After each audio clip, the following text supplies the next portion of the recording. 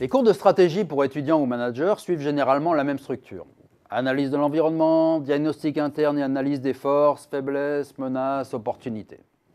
Qui ne connaît pas les forces de porteur, les portefeuilles d'activité, l'avantage concurrentiel, le business model ou l'analyse SWOT? Les cours sont standardisés autour de quelques analyses aujourd'hui bien connues et maîtrisées. Le raisonnement est essentiellement fondé sur une adaptation de l'entreprise à son environnement. Cependant, ces enseignements ne reflètent qu'un pan de la stratégie déployée dans les entreprises pour se développer et atteindre leurs objectifs.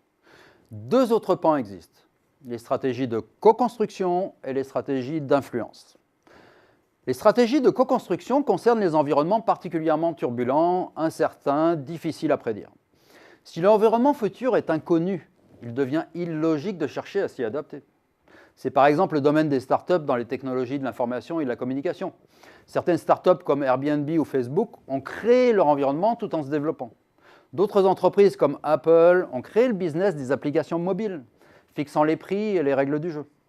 Il y a donc co-construction de l'entreprise et de son environnement.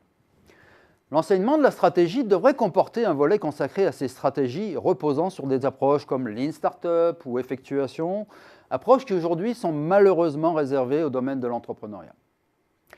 Le troisième pan de la stratégie est encore moins enseigné, les stratégies d'influence. Les entreprises cherchent ici à influencer l'évolution d'un environnement existant de façon à servir leurs intérêts. Par exemple, en collaborant à l'élaboration d'une nouvelle loi régulant leur activité.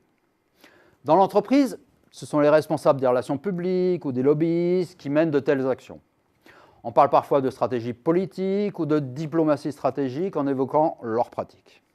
Bref, une entreprise peut s'adapter à un environnement, co-construire un environnement ou influencer un environnement. Et ces stratégies peuvent même être combinées. Alors, arrêtons d'enseigner uniquement ces stratégies d'adaptation qui ne reflètent qu'une facette de la réalité.